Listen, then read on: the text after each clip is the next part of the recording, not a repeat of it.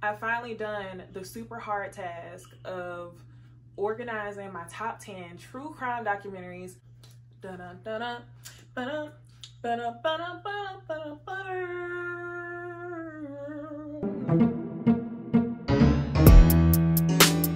If I told you that I feel like staying in tonight, it's because I'm sitting on Netflix watching documentaries about crime. Hey y'all, it's Nisi Dixon. Welcome back to my YouTube channel. Today, I'm gonna review my top 10 true crime documentaries. All of these can be found on Netflix and Hulu. I'll go into detail on each one while not giving any spoilers. Whenever I watch a true crime documentary, I Google it before I watch the movie. I want to know the ending. I also want to know if it's worth my time, but the point of the documentary isn't to find out what happened, it's to find out how it happened. For the sake of people who are not like me, I'm just gonna give you a brief description. I'm gonna post some questions and then you can comment below and tell me if you watch this documentary. So let's get into the top 10. Number 10 goes to The Imposter. This is a 2012 Netflix film. It chronicles the tale of a con artist who tricks a San Antonio family into believing that he is their missing son. A 14-year-old boy goes missing in San Antonio in 1994 and he reappears in 1997 with different color hair, different color eyes, and somehow a Russian accent. You tell me how this family thought this was their son. Watch this documentary and let me know what you think. All right, number 9 goes to Mommy, Dad, and Dearest. This is a 2017 documentary centered around a chronically ill teenager named Gypsy Rose Blanchard. They've also created a spin-off show called The Act. So, it's a girl named Gypsy. She's chronically ill. She's had cancers. She can't walk. She's in a wheelchair. She can't even eat solid food. So her mom has this disease called, gosh, I'm about to chop this up. I'll put it on the screen. She has a Munchausen syndrome by proxy. So basically the mother thrives off of the attention that she can gain from having a sick daughter. However, Gypsy Blanchard can walk. Gypsy Blanchard can eat regular food, but because the mom craves so much attention and she suffers from this mental illness, Gypsy is wheelchair bound. Eventually she gets tired of her mom's controlling ways. She meets a guy on the internet and they murder her mom. One, this documentary is super interesting and unfortunate, just like all of these are, because it discusses the topic of parricide, and that's the act of a child killing their parent. Not to mention, this film adds another layer where you're discussing someone with a mental illness who benefits off of the attention of their child being sick. Take a look at this documentary. It really leaves you torn. On one hand, it's like, okay, she murdered her mom, but on the other hand, it's like, wow, her mom was crazy and had her wheelchair bound when she could walk this whole time. Number 8 goes to the 2018 Netflix docuseries, The Innocent Man. This documentary is super interesting because it takes a look at false confessions. This is centered around 2 murders between 1982 and 1984 in the small town of Ada, Oklahoma. Lots of crooked cops and also prejudice against the natives of that town. Take a look at this documentary. I can't really say too much because I'm gonna spill it, but it's interesting. I watched all 6 episodes in one night. I'm sure you will too. Number 7 goes to the 2015 film The Jinx. This guy is basically the man version of Carol Baskin. His wife goes missing in 1982. They don't find a body. They don't find anything. It's suspected that he murdered her. Lots of witnesses believe he murdered her, but did he really? When you watch this documentary, I want you to form the opinion of A, did he kill these people? And B, why can't anyone prove it? The best part about this documentary has to be the super revealing interview at the end of all of this. Yeah, I can't say anything else. Or else I'm gonna give it away.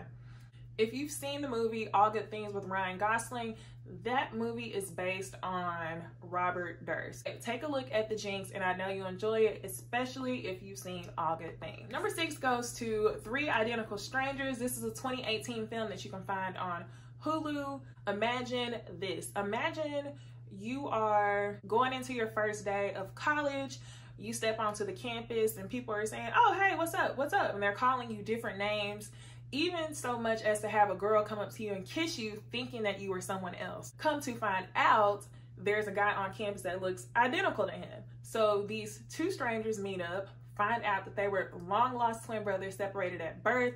They put this out into the newspapers and then boom, there's a third one. So this follows the story of three triplets who were separated at birth. One twin grows up with a rich family, one twin grows up with a middle class, and one obviously got the short end of the stick.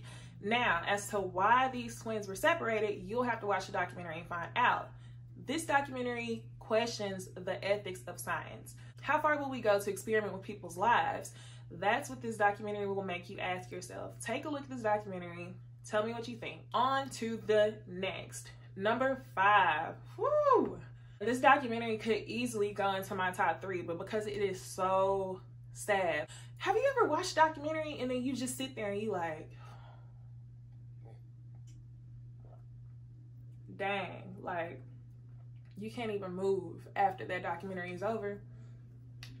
Number 5 is the Kalief Browder story. It's a 2017 documentary about the criminal justice system tragically failing a 16-year-old Kalief Browder. He's wrongfully convicted of a crime that he did not commit.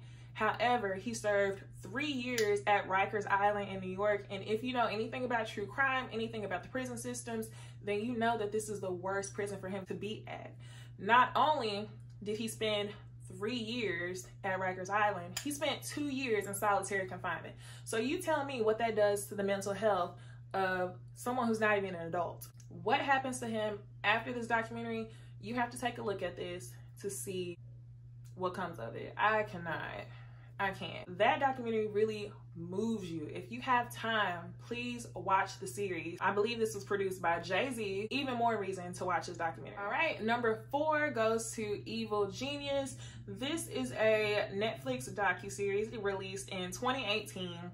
This documentary starts out with a guy delivering pizza with a big bomb around his neck.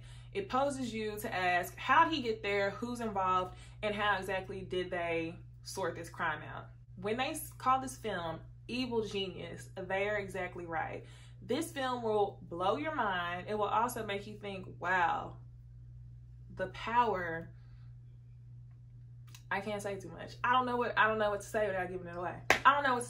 Number 3. My number 3 pick goes to the case of Adnan Syed. I first heard about this case listening to the 2014 Serial podcast by Sarah Koenig. So Adnan Syed is a senior in high school. He's dating a girl named Heyman Lee.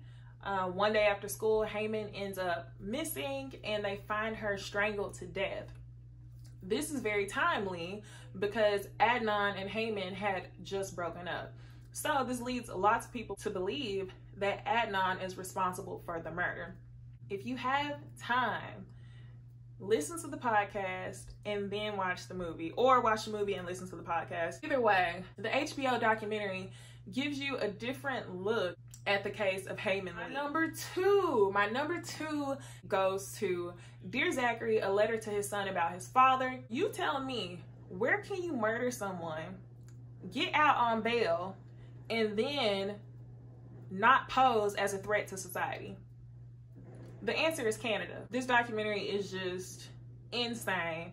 It's actually produced and directed by the murder victim's best friend. All right, so description. In 2001, 28-year-old Dr. Andrew Bagby is found dead in a park in Pennsylvania. He had been shot by his ex-girlfriend, who then fled to Canada, where she was able to walk free on bail, pregnant with Andrew's child. Andrew's enraged parents campaigned to gain custody of the child and convict their son's killer.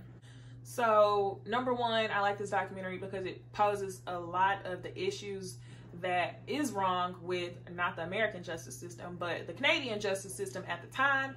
And number two, there's just so many twists and turns in this documentary that you have to watch. When I watched this documentary, I couldn't even sleep. My number one documentary.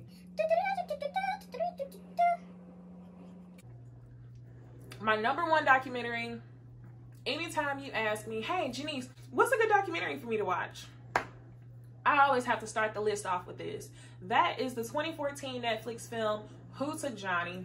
This film dives into the 1982 investigation and disappearance of Johnny Gosch. So Johnny Gosch was like a 12-year-old paper boy in Des Moines, Iowa. He suddenly goes missing. He was one of the first milk carton kids. Whenever you see the missing kids on milk cartons, Johnny Gosch was the first kid to go missing that was placed on a milk carton. Anyway, it's believed that he was sex trafficked. I really enjoy this documentary because they talk about the discovery of pedophilia. Apparently, back in the 1980s, pedophilia wasn't even a commonly used word. People did not know what it was until the case like this blew up. Not to mention, this exposes the sex trafficking that goes on in the US.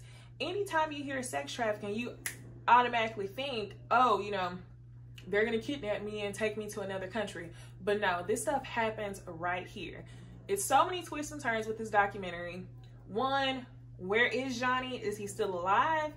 2, let's talk about the claims that people have seen Johnny. And 3, the kidnapper comes into this documentary to talk. So watch this documentary. I think it'll bring a lot of light to high-profile sex trafficking cases. They talk about government officials. They talk about celebrities. It's a crazy documentary, and it really makes you realize that there are things happening in your own backyard. If you've seen any of these documentaries, comment below. Let's argue in the comments. If you've never seen any of these documentaries before, take a look. All of these can be found on Netflix, Hulu as of today. And if you have any recommendations, be sure to comment below. And if you like the content that I gave y'all today, please like, comment, and subscribe, and I will see y'all in the next video.